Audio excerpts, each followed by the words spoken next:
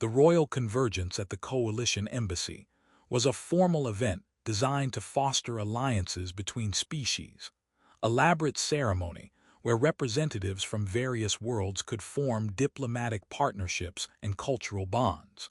The hall was filled with carefully orchestrated social protocols, and the kind of nervous energy that came from beings trying to make strategic connections that would advance their interests. Human diplomatic representative Marcus Webb stood among the attendees, watching as pairs and alliances formed quickly.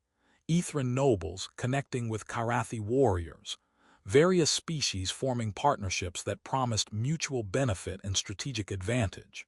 One figure stood alone, conspicuously isolated.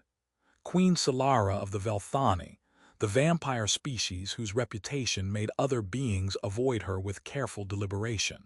She stood near a tall window, maintaining perfect composure while the space around her remained empty of anyone willing to approach. Marcus had been briefed extensively on the Velthani, ancient species with extended lifespans, feeding requirements that made other species deeply uncomfortable, and legends that portrayed them as dangerous predators whose touch could be deadly. Queen Solara specifically was rumored to carry a curse, ancient magic that made her fatal to those who bonded with her, a price paid for power gained during wars that predated most current civilizations. The other attendees noticed her, hesitated, and chose literally anyone else. The isolation wasn't subtle, it was deliberate exclusion based on centuries of fear, but Marcus saw something others apparently didn't. Beneath the perfect composure was loneliness visible to anyone who actually looked at her rather than at her reputation. The careful way she maintained distance while watching others form connections, the slight tension in her posture that suggested this isolation wasn't new but still hurt. Marcus was offered several partnership options by the ceremony coordinators, safe choices that promised political advantage and cultural exchange without risk. He declined them all politely. Then he crossed the hall, ignoring the shocked whispers and warnings from other attendees, and stopped directly before Queen Solara. He extended his hand in the formal gesture, signifying willingness to bond. "Your Majesty, I'm Marcus Webb, human diplomatic representative. I would be honored if you would accept a formal alliance bond." Solara stared at Marcus with expression that cycled through shock, disbelief, and something that looked like carefully controlled concern. "Are you sure you want me, human?" Her voice carried centuries of authority but also unmistakable warning. "You understand what I am, what my people are, the risks that come with choosing me." "I understand you're someone who's been standing alone at an event designed to foster connections," Marcus said. "That seems wrong. So I'm offering what everyone else apparently forgot, partnership without prejudice." Solara's carefully maintained composure cracked slightly. "You were briefed about the curse, yes. About what happens to those who bond with me. Ancient magic from wars fought millennia ago, power gained at terrible cost. Those who form alliance bonds with me face dangers that most consider unacceptable." She looked at him with intensity that suggested she was trying to understand his motives. "Other species avoid me not merely from prejudice but from legitimate concern for survival. I am deadly to those who choose to bond with me, not immediately, but inevitably. The curse ensures that proximity to me carries consequences that most rational beings refuse to accept." "Then I'm either irrational or I see something they don't," Marcus said, his hand still extended. "Your Majesty, I'm not offering this from ignorance or naive optimism. I'm offering because you deserve to be chosen for who you are rather than avoided for what legends claim you'll do to those who get close." He paused, and honestly, "I'd rather face consequences from choosing someone worth knowing than live safely by avoiding everyone who carries risk. That's not courage. That's just refusing to let fear make my decisions." Solara stared at his extended hand with expression suggesting she was processing something she'd never expected to face.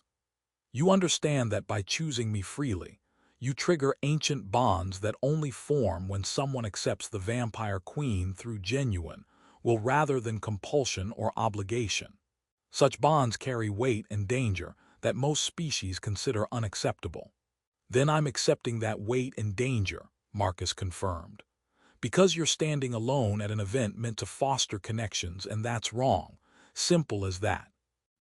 Solara slowly reached toward Marcus's hand, her movements suggesting she was giving him every opportunity to reconsider before completing the gesture.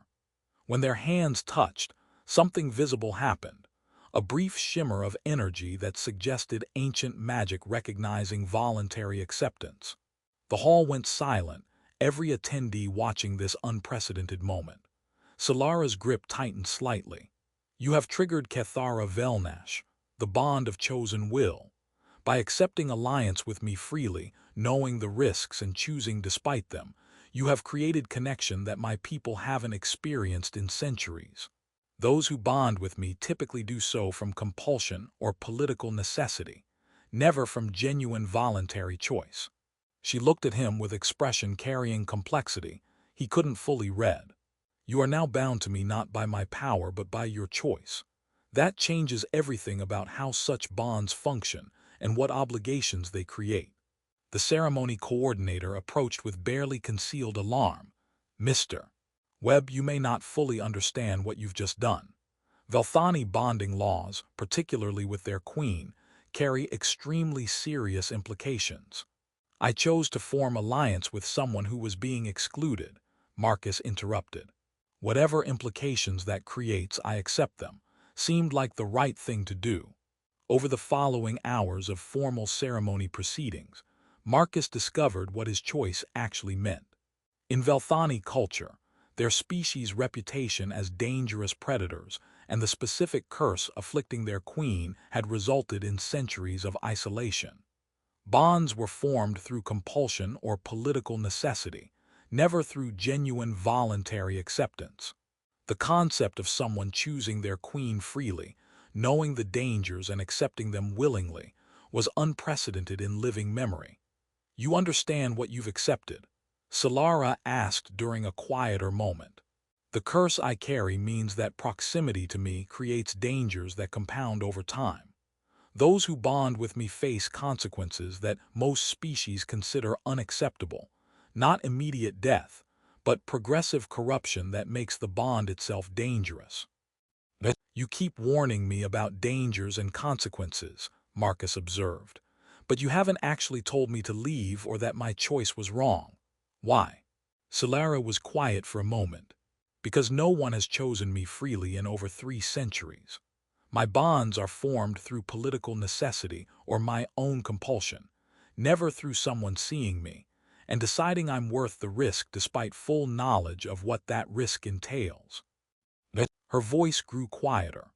You saw me standing alone at an event designed to foster connections, and your response wasn't calculation about advantage or fear about consequences. It was recognition that isolation is wrong, and that I deserve to be chosen despite what legends say about the dangers I represent. She looked at Marcus directly. That character, that willingness to accept risk for principle rather than safety through avoidance, is exactly what the bond of chosen will was designed to recognize. You didn't choose me from ignorance. You chose me knowing the dangers and deciding I was worth those dangers. That decision matters profoundly. So what happens now? Marcus asked. Now we navigate the bond you created, Solara said. The curse I carry means proximity to me creates progressive challenges. But bonds formed through genuine choice function differently than bonds formed through compulsion. They carry protections that compelled bonds lack, because voluntary acceptance creates reciprocal obligations that protect both parties. She paused. You chose to accept danger for principle. I am now bound to protect you from the consequences of that choice, to ensure that your willingness to see me as worthy of connection doesn't destroy you. That reciprocal obligation is what makes chosen bonds different from compelled ones. Over the following months, as Marcus and Solara navigated their unexpected alliance, they discovered that the bond of chosen will meant something far more profound than political partnership. Marcus did face challenges from the proximity to Solara, strange dreams, moments where ancient magic tested his resolve, complications that most species would consider unacceptable. But Solara, true to her reciprocal obligation, worked to protect him from the worst effects, teaching him how to navigate the curse's influence, sharing knowledge about managing the progressive corruption that threatened those who bonded with her. During one conversation, Solara revealed more. For centuries, I have been isolated not just by fear but by the curse that makes bonding with me dangerous. Those who form alliances with me do so from necessity and leave as quickly as possible to minimize exposure to corruption. She looked at Marcus. You chose to accept that danger freely, seeing isolation as wrong and deciding I was worth the risk. That choice triggered protections that only activate through genuine will, because voluntary acceptance creates reciprocal responsibility that compelled bonds lack. You're saying the curse is less dangerous because I chose you rather than being forced. Marcus asked. The curse remains dangerous, Solara corrected. But bonds formed through choice carry protections that bonds formed through compulsion lack. Because I am bound to protect someone who chose me freely in ways, I'm not bound to protect those who bond from necessity. Your voluntary acceptance created obligations that make the danger manageable rather than inevitable. When word spread through coalition space that a human had voluntarily bonded with the vampire queen, someone everyone else avoided due to legitimate concerns about the curse she carried, reactions ranged from shock to admiration to concerns about Marcus's sanity. But Marcus's simple explanation captured attention. She was standing alone at an event designed to foster connections. Seemed wrong. So I chose her despite the warnings, because being isolated for centuries due to a curse seems like something worth addressing rather than perpetuating.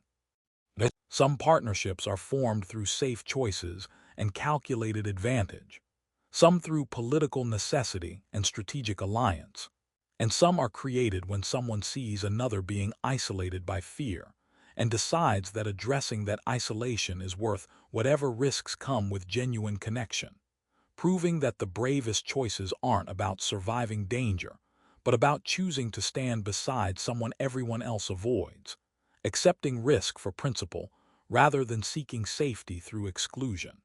The human who chose the vampire queen discovered that voluntary acceptance of danger for principle creates bonds stronger than any compelled alliance, because choosing someone freely despite full knowledge of risks triggers protections and reciprocal obligations that make the danger manageable, transforming isolation into partnership through courage that sees people